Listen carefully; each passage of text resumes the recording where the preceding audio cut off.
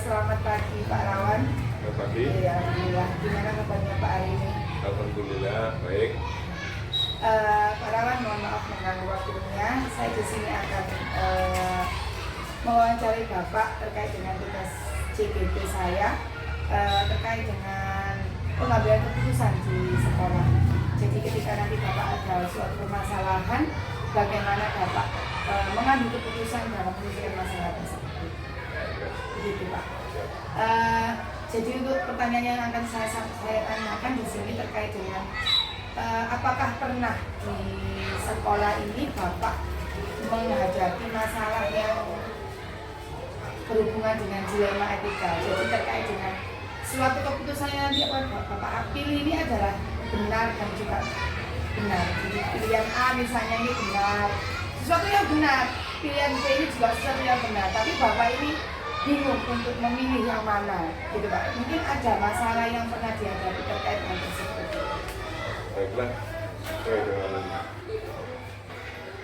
pertanyaan Ibu, tentu permasalahan itu ada, bahkan banyak. Tidak hanya ada, banyak. Namun permasalahan-permasalahan itu harus ditelaah sebelum diambil sebuah keputusan, karena permasalahan itu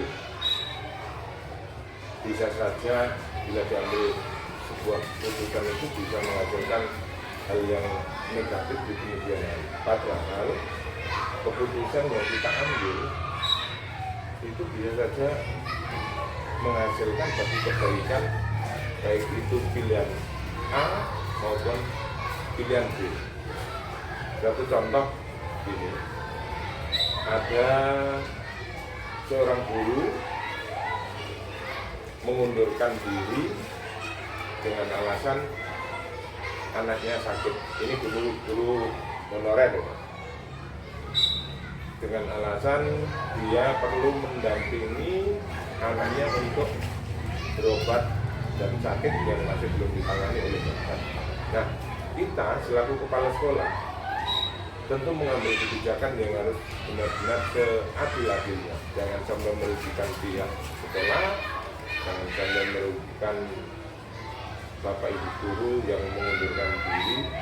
Tentu yang pertama kita berusaha untuk mempertahankan, berkomunikasi, karena yang awalnya itu ada tuntutan untuk masuk setiap hari berdasarkan jam kerja. Nah, karena ini guru honorer, kemudian ada masalah yang dihadapi dalam keluarga, tentu ada pertimbangan-pertimbangan khusus berkaitan dengan kedudukannya. Pertama, karena ini baru diketahui, maka kami berusaha untuk bertanya, kemudian mencari informasi apa latar belakang yang mendasari beliaunya ini bersikeras untuk mengundurkan diri. Nah, berdasarkan pertimbangan-pertimbangan dari beliau dan persetujuan dari Bapak dan Ibu guru, tentu kami akan mengambil kebijakan. Yang pertama, bisa saja kita memberikan kelonggaran waktu kepada guru yang tersebut untuk bisa tetap mengajar di sekolah kita, bisa begitu juga mendampingi anaknya pada waktu sakit, baik pada waktu mengantar berobat atau perawatan di rumah. Kemudian pertimbangan yang kedua, bisa saja ini langsung berhenti, namun kami masih memberi waktu. Karena apa? Berdasarkan cerita dari ibu guru ini, anaknya itu segera akan mendapatkan penanganan dari rumah sakit. Ternyata ditunda dan akhirnya dia merasa sungkan, pekewu terhadap teman-temannya, akhirnya dia positif untuk mengundurkan diri. Nah, padahal ketika mengundurkan diri, ibu ini juga bercerita ini berdasarkan permintaan suaminya. Akhirnya kami minta persetujuan Bapak Ibu guru bahwa ini harus legowo, karena beliau memang harus mengutamakan keluarga, maka kami pun tidak keberatan apabila beliau mengundurkan berkebijakan, dan kami selaku kepala sekolah untuk tidak hanya lepas begitu saja untuk menghindari hal-hal yang tidak diinginkan. Kemudian hari kami minta untuk membuat sebuah surat pernyataan agar ketika dia mengundurkan diri benar-benar dituangkan di dalam surat pernyataan dan atas kesadaran diri tanpa paksaan dari pihak lain. Terima kasih. Jadi kasus terkait pengunduran diri dari guru tersebut, kemudian yang saya tanyakan lagi Pak, menurut Bapak tadi langkah-langkah atau prosedur yang sudah Bapak biasa lakukan ketika mengambil keputusan itu yang saya tangkap, yang pertama adalah yang jelas ada pendekatan dulu Pak ya dengan yang bersangkutan, kemudian berbicara juga dengan Bapak Ibu pertimbangan dari Bapak dan Ibu dulu, kemudian juga baru Bapak mengambil keputusan, begitu ya Pak? baru mengambil keputusan kalau memang benar-benar tidak bisa dipertahankan, karena ini masih honorer sehingga kami pun tidak terlalu ketat, karena ini hanya berkaitan dengan masalah administrasi dan keuangan sekolah. Tapi kalau PNS itu tentu beda, karena kalau PNS itu prosesnya tidak hanya ke lembaga tapi ke dinas terkait.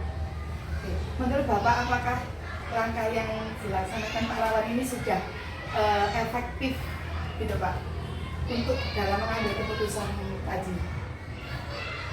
Menurut saya efektif, menurut saya. Tapi efektif dan tidaknya itu kadang-kadang dipandang orang lain beda.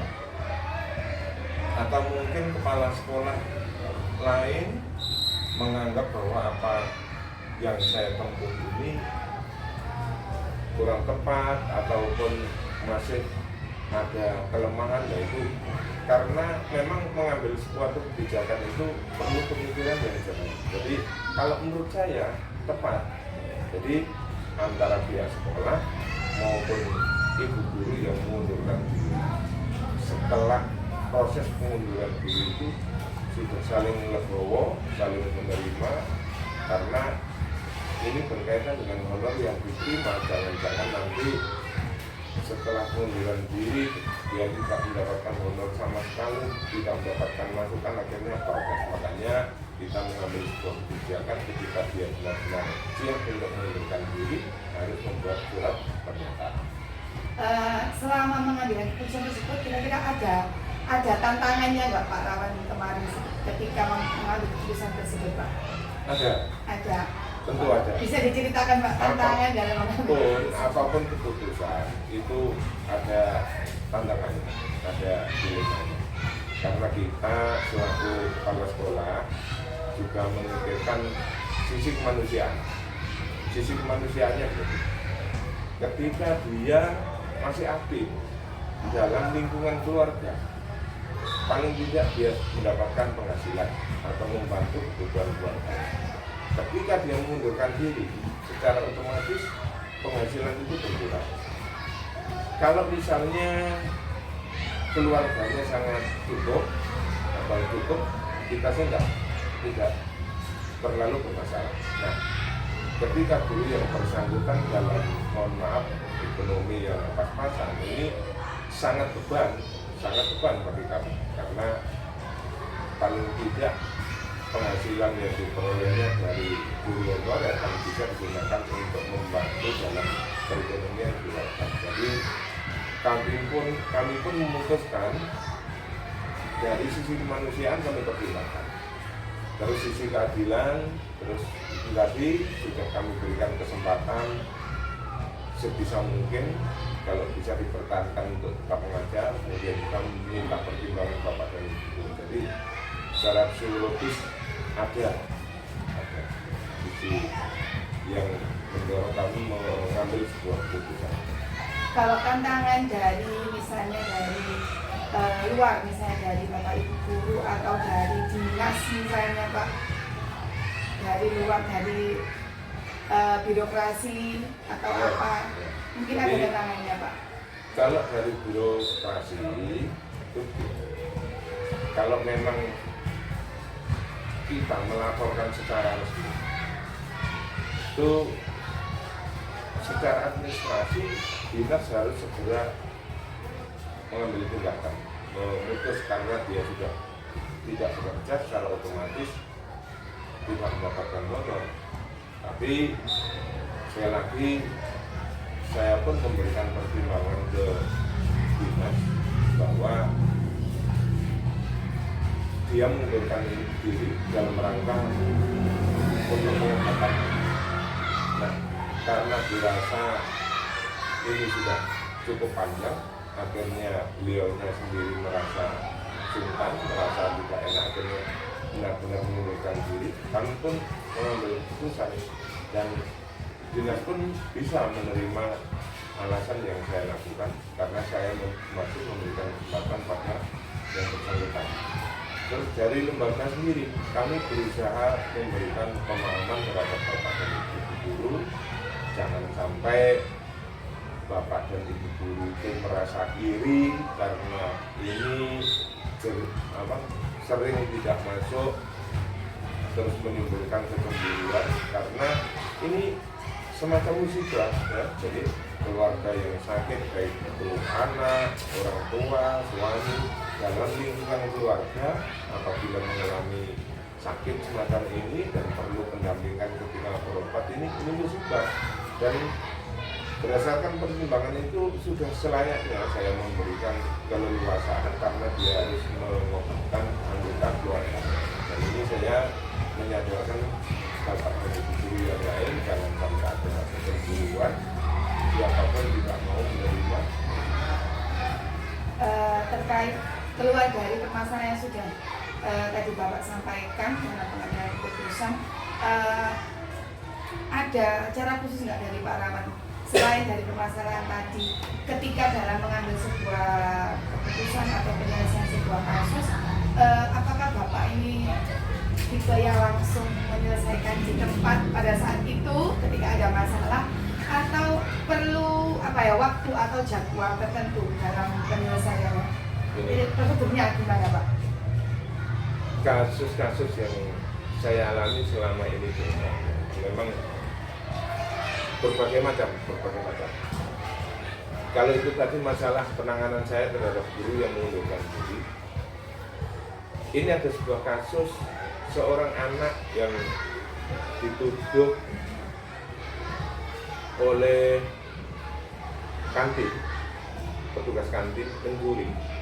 Nah, kebetulan ini hari Sabtu, kemudian ketika pulang orang tua si anak ini tidak terima karena dituduh mencuri, kemudian mendatangi petugas kantin, bahkan tidak bisa bertanya. Ketika hari Seninnya datang ke sekolah, dia protes pada saya selaku kepala sekolah. Saya klarifikasi apa perlunya datang ke sekolah, permasalahannya apa.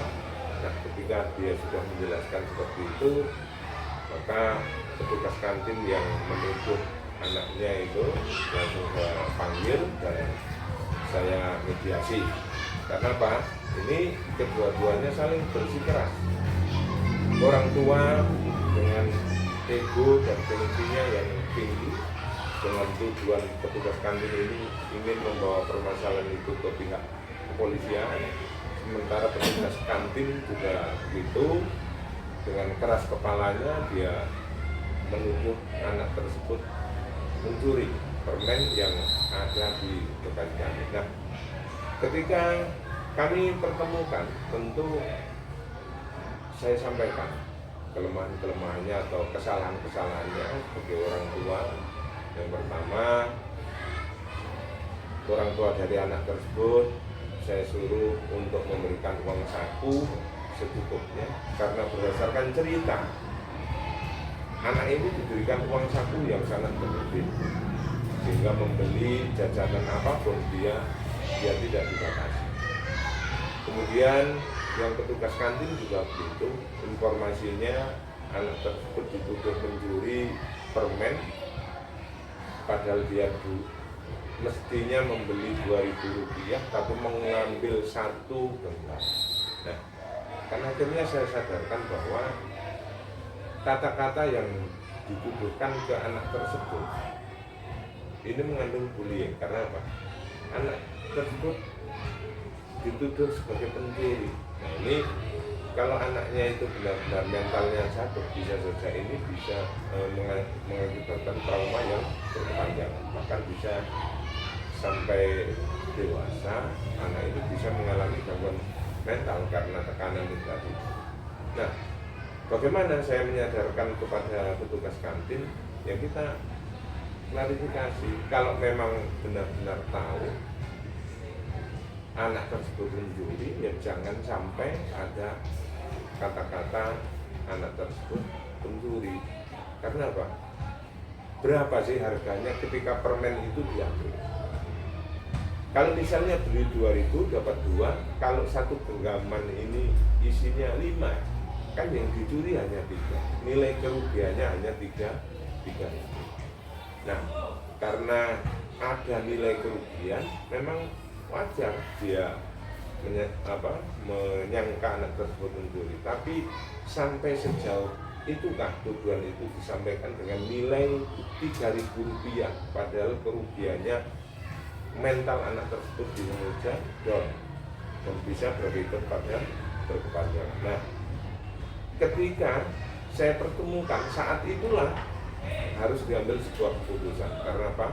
Yang orang tuanya berambisi kepingin melaporkan ke pihak kepolisian. Akhirnya saya sadarkan supaya dia sadar bahwa kedua-duanya merasa salah, merasa bersalah, dan kedua-duanya saya suruh untuk saling meminta maaf dan akhirnya masalah selesai. Oke. Jadi kesimpulannya tadi langsung diselesaikan di tempat Pak ya? Langsung diselesaikan di tempat. Kalau untuk permasalahan yang lain Pak, apakah Bapak itu lebih sering membutuhkan waktu untuk penyelesaian atau langsung? Setiap Rata-rata, iya. Setiap permasalahan itu berbeda. Ada yang butuh waktu, ada yang langsung. Contoh seperti anak yang dituduh mencuri, ini harus segera diselesaikan karena melibatkan dua orang yang saling bertengkar, saling bersengketa. Bahkan kalau ini tidak segera diputuskan, bisa saja orang tua murid ini langsung berurusan dengan polisi. Nah, kalau sudah berurusan dengan polisi, maka kita sendiri selaku warga sekolah ikut repot karena nanti sudah ada yang saling manas-manasi sehingga permasalahan itu sulit untuk diungkap. Jadi contoh seperti itu tadi harus segera diambil tindakan. Terus kalau kasusnya aborsi ini tidak harus segera karena banyak pertimbangan tadi.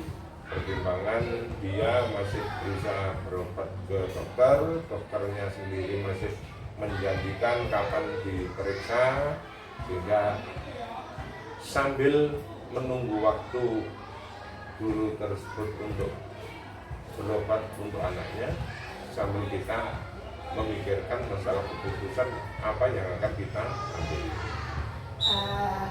Menurut Pak Rawan ini ada nggak kira-kira seseorang atau faktor-faktor yang bisa memudahkan Pak Rawan untuk dalam mengambil keputusan? Ada. Ya tentu faktor pendukungnya itu banyak. Kita mengambil sebuah keputusan yang benar-benar tepat, itu juga pertimbangan. Apa faktor yang bisa mengambil sebuah keputusan yang tepat? Pertama, kita sebagai pemimpin harus mempunyai jiwa, mempunyai rasa terhadap semua warga sekolah. Itu tidak ada yang saling salah satunya dilindungi. Kita harus benar-benar adil. Jadi apabila ada perselisihan, kita ini bukan pengadil tapi penengah. Kalau pengadil itu berusaha untuk menyelesaikan masalah berdasarkan seakan-akan dia negosiator tidak boleh memihak salah satu yang mempunyai permasalahan. Jadi seperti menyelesaikan dua orang yang bersengketa tadi, kita harus benar-benar di posisi tengah.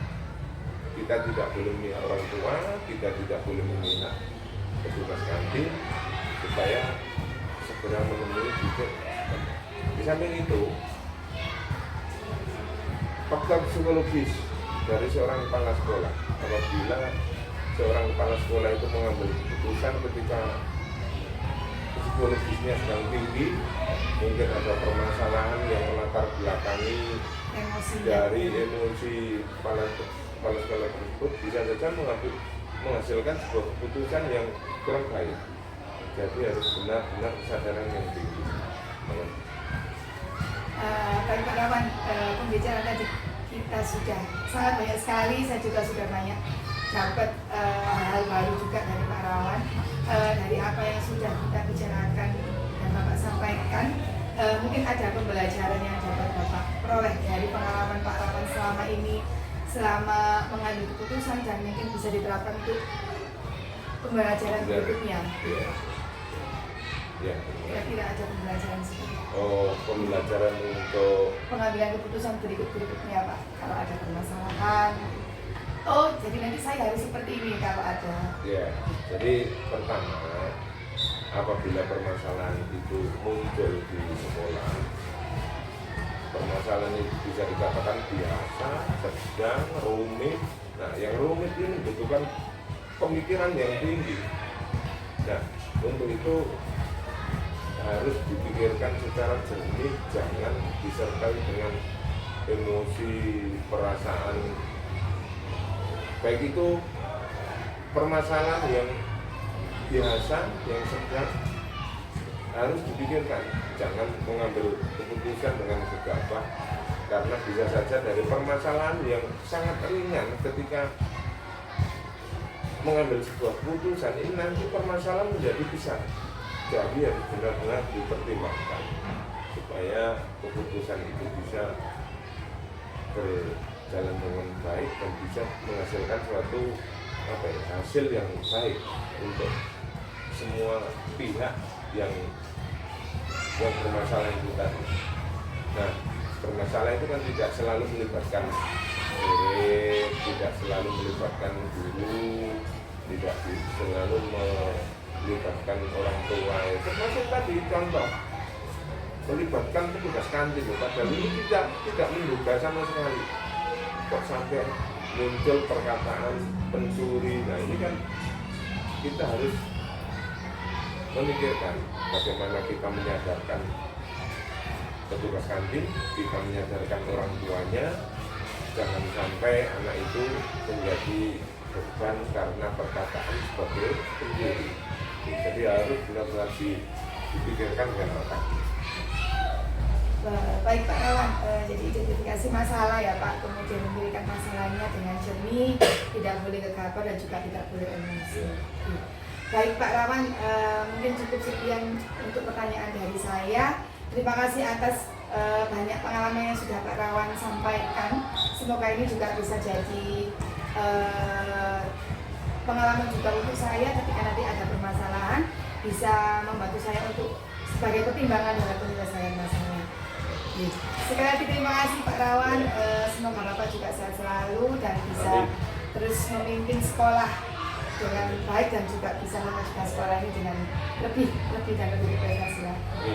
Terima kasih Pak Rawan, saya akhiri. Assalamualaikum warahmatullahi wabarakatuh. Waalaikumsalam warahmatullahi wabarakatuh.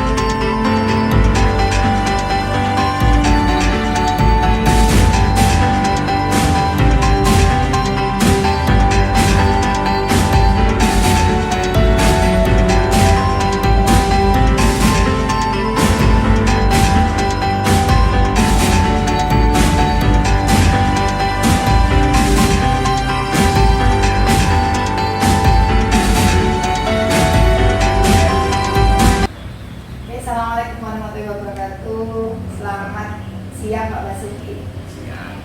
Gimana kabarnya Pak? Alhamdulillah, sehat. Sehat ya, alhamdulillah. Kesehariannya gimana Pak?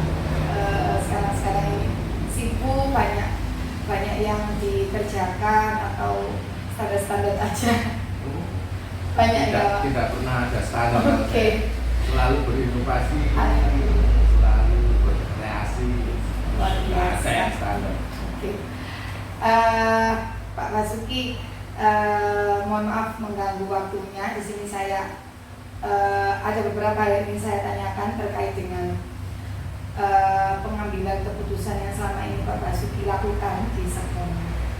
Nah, yang pertama Pak, ada nggak Pak kira-kira kasus di sekolah Pak Basuki ini yang hubungannya dengan apa ya, dilema etika? Jadi sesuatu itu apakah sesuatu itu benar, keputusan yang akan diambil itu keduanya benar. Tapi Pak Basuki mungkin bingung yang mana yang lebih baik untuk diambil. Gitu. Kira-kira ada nggak Pak ya? Mungkin bisa disampaikan Pak, diceritakan contohnya. Ini sekolah ini adalah sekolah inklusif yang di dalamnya selain anak-anak reguler ada anak yang berkebutuhan khusus. Sehubungan dengan itu maka lembaga ini membutuhkan guru pendamping khusus, dengan BPK. Dan BPK itu diambilkan dari guru-guru yang ada di guru reguler, tetapi anak berkebutuhan khusus di sini kan jumlahnya tidak sedikit. Karena secara legal formal kita di SK Bupati mulai tahun 2012 sebagai sekolah penyelenggara pendidikan. Maka kebutuhan terhadap BPK itu cukup banyak sebenarnya karena jumlah BPK-nya. Nah, saya yang punya resmi BPK itu satu dan kebetulan itu adalah guru pendidikan Islam. Terus tidak mampu mengcover jumlah BPK yang lebih dari 10 anak. Ada 12-13 anak dengan kebutuhan yang beragam. Maka saya nambah BPK baru. Nah, BPK ini kualifikasi akademiknya S1 PGSD. S1 PGSD seharusnya dia harusnya pegang kelas, artinya sebagai guru kelas itu kan. Guru kelas di lembaga ini sudah mulai kelas 1 sampai kelas 6 itu sudah ada guru kelasnya. Dan sekarang semuanya sudah PPK kecuali satu yang guru kelas 5 itu.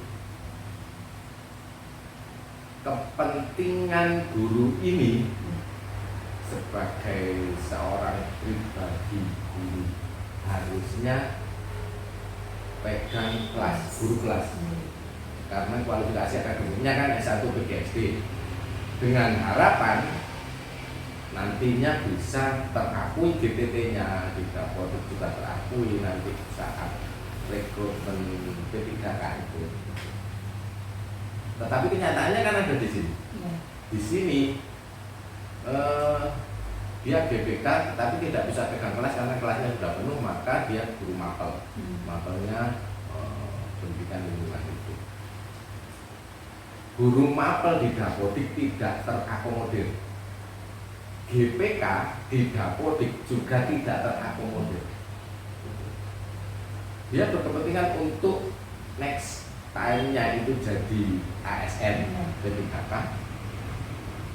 Sementara di sekolah ini butuh tenaga GPK. Saya panggil di sini, saya ngomong berdasarkan kebutuhan lembaga, saya butuh tenaga, sangat butuh, karena kualifikasi kompetensi sosial, kompetensi emosional, kompetensi keterampilan memadai. Cuman kualifikasi akademik tidak sesuai. Tapi kan GPK itu nggak harus S1 BK S1 psikolog, nggak harus itu kan, guru kelas bisa. Saya ngomong bahwa secara kebutuhan lembaga, kebutuhan saya butuh tenaga dengan. Tapi saya akan egois ketika mempertahankan guru tersebut di sini, sangat egois. Artinya untuk memenuhi pendampingan terhadap anak berkebutuhan khusus, saya butuh tenaganya. Tetapi di sisi lain, orang ini butuh karirnya bagus untuk menjadi ASN. Maka saya ngobrol, coba cari tempat di mana membutuhkan guru kelas. Ya saya jelas menghilangkan rasa egois saya sebagai kepala sekolah, egois sebagai pribadi bahwa saya butuh dia. Tetapi di sisi lain saya harus mengerti kebutuhan dia, bahwa dia membutuhkan status GTT sebagai guru kelas yang nantinya bisa daftar itu sebagai ASN ketika.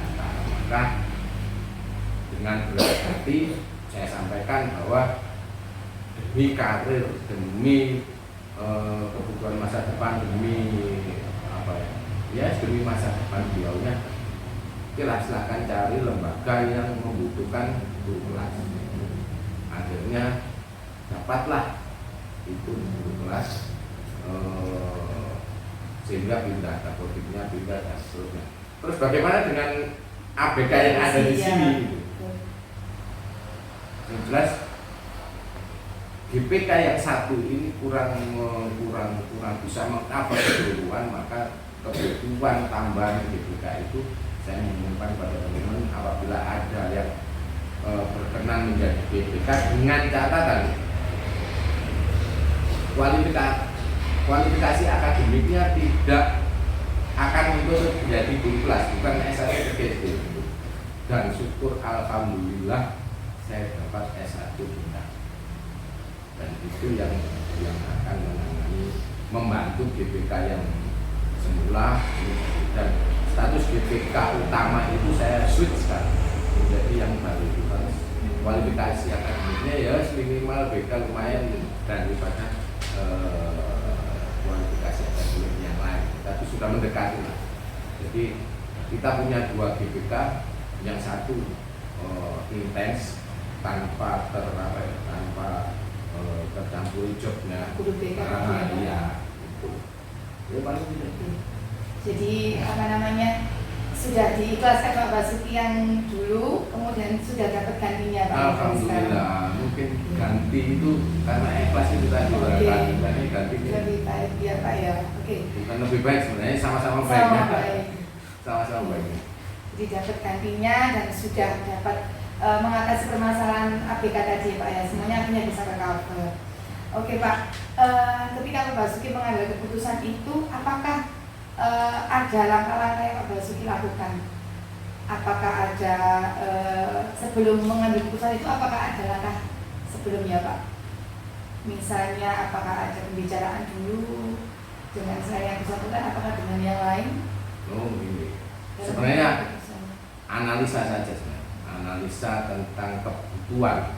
Jadi analisa kebutuhan saya terhadap GPK, terhadap jumlah GPK, rasio GPK, jumlah ABK dengan jumlah GPK. Artinya rasio GPK untuk bisa menangani anak berkebutuhan khusus. Itu yang pertama. Yang kedua, saya pelajari tentang rekrutmen ASN, yaitu mekanisme rekrutmen ASN. Salah satu yang saya garis bawahi adalah bahwa yang bersangkutan itu harus GTT guru kelas, bukan guru mapel. Apalagi GPK itu dapat tidak ada sayangnya. Padahal kita secara legal formal SK Bupati bahwa ini sekolah penyelenggara pendidikan khusus, tetapi GPK tidak dapat. Maka dari situ baru saya mengadakan pembicaraan awal sama yang bersangkutan terpanggil. Jadi dari Pak Basuki sendiri ya Pak, dengan yang bersangkutan, tidak ada dengan teman-teman yang lain atau rekan-rekan guru yang lain mungkin? Nah, tidak ada pengaruh dari yang lain? Oh kalau pengaruh, kalau ngobrol tetap ada. Ada ya, Kita Pak? nggak mungkin meniadakan personil yang lain. Jadi tetap ada pembicaraan ya Pak ya. Pembicaraan bahwa kegalauan saya sampaikan bahwa ya itu tadi, antara egoisme sebagai pimpinan yang memikirkan kebutuhan lembaga dengan rasa kemanusiaan bahwa ini harus bercita-cita karir dan seterusnya untuk menjadi berikutnya ikut rekrutmen ASN, itu yang dilema itu sebenarnya yang harus ditimbang-timbang, dan salah satu langkah saya share sama teman-teman yang lain untuk berbagi. Menurut Pak Basuki, apakah yang selama ini dilakukan ketika menangani kasus yang tadi itu apakah sudah efektif atau belum? Hasil sampai hari Ya. ini saya rasa sangat puas, sangat efektif, efisien, memuaskan. Yang kasus ini sangat memuaskan bagi saya.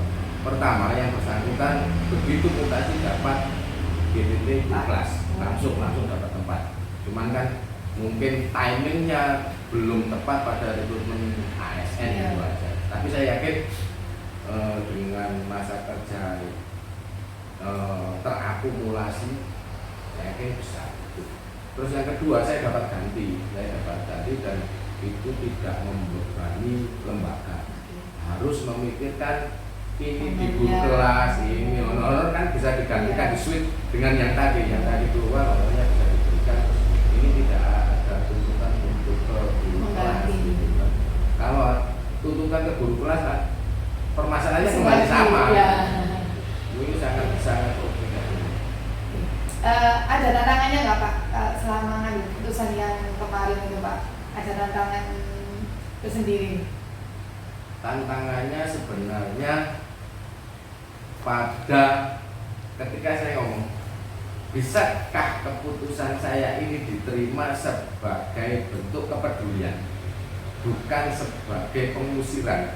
Kan saya ngomong, coba cari tempat yang di situ memungkinkan karir itu tertiti dengan baik sehingga naik untuk pada kalau itu dipahami sebagai pengusiran, sepertinya saya harus mengusir ini keluar dari lembaga ini. Pada tujuan utama saya sebenarnya adalah itu tadi, orang ini, beliaunya guru tersebut bisa mendapatkan haknya untuk bisa lanjut pada jenjang rekrutmen ASN. Sementara di kita bisa mencari solusi yang lain dengan mendatangkan BPK. Jadi dikhawatirkan takutnya diusir secara halus gitu ya Pak ya. Padahal niatnya enggak. Jadi membuat kalimat bahwa ini bentuk kepedulian, bukan sebuah pengusiran. Itu yang merangkai katanya itu ya Pak. Pak Basuki tadi di awal menyampaikan bahwa masalahnya banyak sekali di sini Pak ya. Tidak hanya satu kan gitu, ada beberapa banyak masalah-masalah. Nah, kalau yang tadi kan Bapak analisis dulu, kemudian dipelajari dulu apa undang-undangnya, rekrutmennya, kemudian share juga ke teman-teman rekan sejawat. Nah, kalau untuk masalah-masalah ini, apakah selama ini juga Pak Basuki melakukan hal itu Pak? Langkah-langkahnya? Selalu dalam pengertian saya selalu menganalisis, menginventaris sebab akibat, terus kemungkinan beberapa alternatif pemecahan masalah itu. Dan saya bisa memilih efektivitasnya, efisiensinya yang paling rendah risikonya. Pilihan solusinya juga dipikirkan Pak ya. Kemudian share dengan rekan sejawat itu pasti ya Pak. Oke. Menurut Pak Basuki, kira-kira faktor apa yang memudahkan Pak Basuki dalam mengambil suatu keputusan itu? Apakah ada dari pihak luar yang berpengaruh atau dari Pak Basuki sendiri? Mungkin faktor dari dalam atau faktor dari luar? Sebenarnya yang saya rasa, yang saya amati lebih pada faktor dari Jadi sebelum permasalahan itu muncul dan sebelum saya harus mengambil keputusan itu, interaksi sosial di lembaga ini kan cukup bagus, komunikasi juga cukup bagus, sehingga ketika harus menyampaikan sebuah keputusan, jangan buat, paling tidak kita bisa menyampaikannya dengan tanpa menyakiti, menyinggung gitu. Kita bisa menyampaikannya dengan halus, dengan cara-cara yang baik. Jadi sebenarnya lebih ke arah bagaimana interaksi sosial awalnya. Jadi bagaimana komunikasi kita di awal, di saat tidak ada masalah, artinya hari-hari biasa tanpa masalah, bagaimana kita menjalin hubungan itu dengan baik. Komunikasi di lembaga memang sudah bagus Pak ya. Jadi itu yang membuat Pak Basuki lebih mudah untuk mengambil keputusan. Baik Pak, dari yang sudah kita bicarakan ini, kira-kira apa yang bisa Pak Basuki ambil pelajarannya supaya untuk ke depan misalnya ada kasus-kasus lain itu bisa diselesaikan dengan mudah? Yang utama sebenarnya sebagai sebuah lembaga yang di dalamnya banyak personil, ada atasan, ada sebenarnya bukan atasan bawahan tetapi job deskripsi yang berbeda gitu, kepala sekolah gitu kan. Paling tidak ada komunikasi yang bagus, interaksi yang lancar, yang bagus, yang solid, terus kerjasama juga yang solid. Itu nanti yang akan memudahkan kita apabila ada sebuah permasalahan kecil yang muncul, itu akan segera mudah bisa teratasi. Ketika permasalahan itu teratasi, tidak meninggalkan jejak masalah berikutnya, artinya tidak ada ganjalan, tidak ada efeknya juga Pak ya. Artinya secara ikhlas ketika permasalahan itu terselesaikan secara ikhlas dan masing-masing bisa menerima dengan baik. Jadi komunikasi kemudian tidak ada jejak masalah lain gitu Pak ya, tidak menimbulkan masalah-masalah baru. Baik Pak Basuki, luar biasa untuk pembicaraan kita pada siang hari ini. Banyak sekali motivasi, kemudian pengalaman juga untuk saya biar kedepannya bisa mengambil keputusan dengan baik. Saya kira cukup Pak untuk siang hari ini. Semoga Pak Basuki sehat selalu. Amin. Kemudian bisa membawa sekolah ini juga lebih berkembang lagi Pak. Terima kasih sekali lagi. Saya akhiri. Assalamualaikum warahmatullahi wabarakatuh.